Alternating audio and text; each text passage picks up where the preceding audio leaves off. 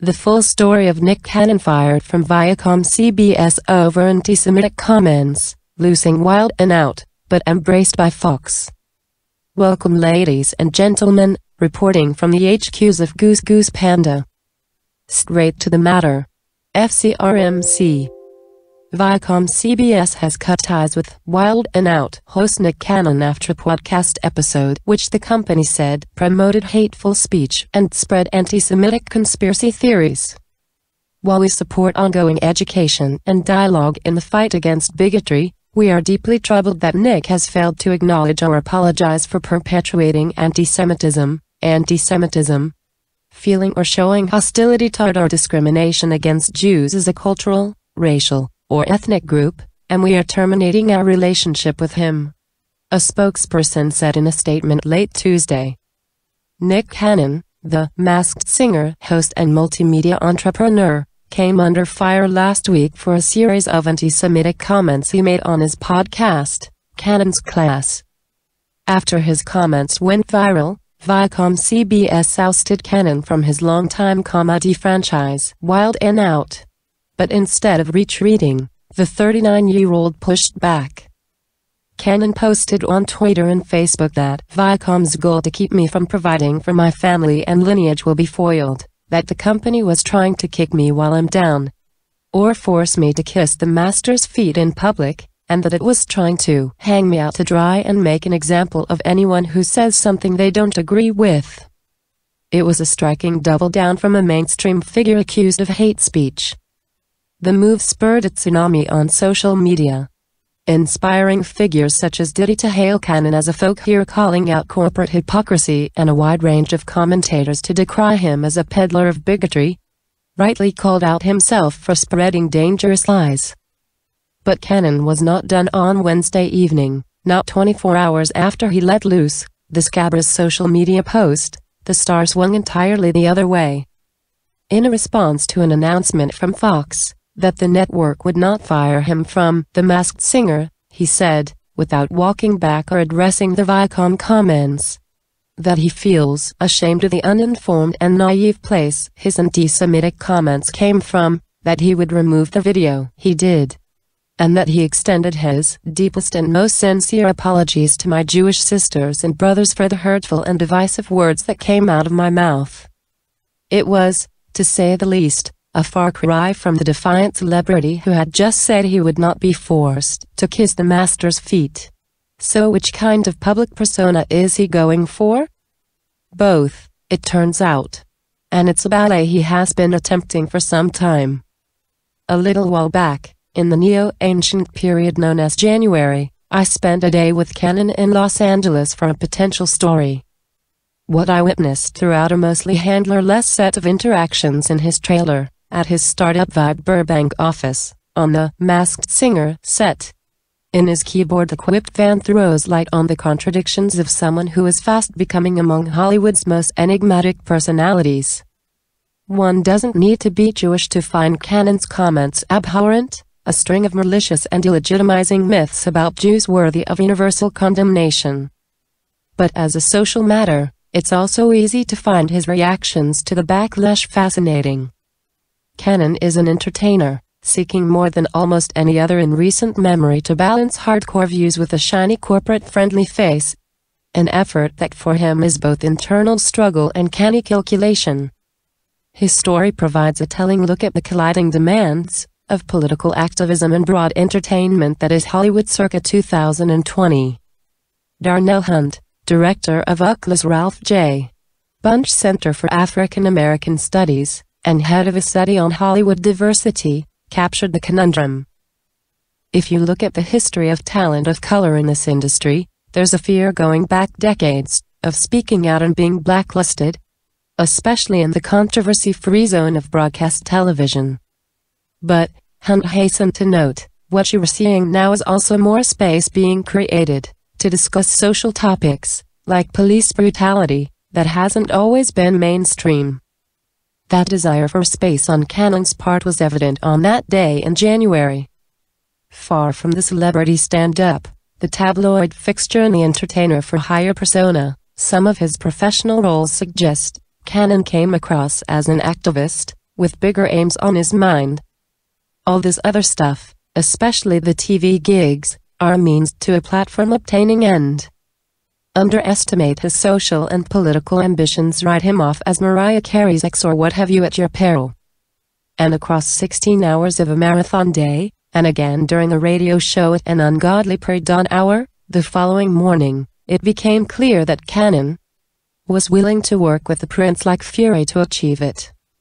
Even more apparent than a man enthusiastic to work was a man eager to learn, even if, as he would be the first to admit, he still had a long way to go. His bachelor's degree in criminology from Howard University, received just last year, makes this inquisitive point. So does an office conference room packed in uncharacteristic Hollywood fashion with history books. In multiple conversations, he showed a sincere and endless curiosity, whether it was discussing a documentary he was working on about alternative healing or questions he asked about journalism. He did not express hatred for anyone except Eminem over their long-running feud. That's genuine. But he also revealed himself as someone at battle with himself daily over how much to say, what role to play, who exactly he wants to be in this firmament. He said he spends a lot of time tamping down the comments he really wants to make, issuing the sort of politic lines of the apologetic Fox News release. He then shared with revealing candor the mental process he runs through before often smiling and saying nothing. I can't jump on stage being Turban Nick, people won't listen, he said. He sometimes wears a turban in public, as a political statement of sorts. I can't be an angry black man. I can't get out there and be angry, even when I am angry, even I have what I would call answers to these problems. There's never a time when I'm not an authentic version of myself, he added. But I have to play the game for the long haul. I'm not going to be the angry black man for no reason. Because if you do, when it's really time to be that, you lose your potency. They're going to say, he's always that. The Viacom CBS response would seem to run counter to this. But in the interview, he cast light on what makes him flip the switch. Canon left America's Got Talent, a hugely popular reality competition show on NBC that is to summer ratings what Masked Singer is to Fall and Spring in 2017 over jokes he made about NBC and race. He similarly did not hold back at the time about why he did so, saying, "My soul won't allow me to be in business with corporations that attempt to frown on freedom of speech." As he sat in his trailer on the Fairfax District backlot where Singer was being shot, he amplified his thinking on that move. Culturally, I stand firm in the decision I made. It's one of the best decisions I ever made, he said. I don't think executives are thinking of cultural insensitivities, they're thinking of how many people are watching. It's the machine and they don't really think about who's in the basement peddling. But I also can't allow people to treat me like a piece of property. People would say, you have to behave. They'd say, we love what you're doing, we want to invest in you. But they would say, you have to behave. Canon's genius, it became clear that day, was this chameleon-like facility to switch between modes. He can make candid comments like that one and still quickly be wooed by another network. He can have the Viacom CBS reaction and the Fox reaction in the same day. He can preside over a suave family-friendly finale of Singer, broadcast TV's biggest hit, then, days later, deliver an extremely sharp BLM spoken word lauded and debated for its frankness. I can understand how the white man never understood how to handle the human properly. The Honorable Elijah Muhammad and the noble Drew Ali spoke constantly, consciously and cautiously about this ungodly prophecy, and you still worried about your prophets. See. In a world of black celebrity that features both Colin Kaepernick and Will Smith, Canon is essentially asking, why can't I be both? Why can't I jump back and forth over a line many entertainers stick decidedly to one side of? But if Canon's genius was in the attempt, his fatal mistake might be in thinking he could succeed. Shortly after the Fox statement, he said he would take some time away from his radio show, while a planned syndicated television talk show, backer Dagmar Mercury announced, would be pushed from this fall to fall 2021 so Canon can continue the healing process as he meets with leaders of the Jewish community and engages in a dialogue with our distribution partners to hear their views. Or is it fatal? Fox has kept him on its highly rated show, and in a fervently cancel culture moment, Canon, at least for his most prominent gig, has seemingly rebounded from anti-Semitic remarks in the space of just a few days, even striking back at the company that first called him out for it. Pressed on how he felt about the AGT exit, Canon said something illuminating. "I didn't want to stand for insensitivity. But I also played it in a very strategic way. I wouldn't be here as a host and producer on Masked Singer if I didn't." That instinct for strategic behavior was again on display last week, as he issued a diplomatic apology just a day after an anti-corporate screed. He also, it should be noted, cited a rabbi he began a dialogue with at the Simon Wiesenthal Center in Los Angeles and said it was just the beginning of a set of meetings that will help me as I further commit myself to more profound learning. Was he being curious or canny? Strategic or sincere? The enigma only deepened. But there was one last twist. After he undertook the apology and the learning tour, Canon wrote this on Twitter on Friday.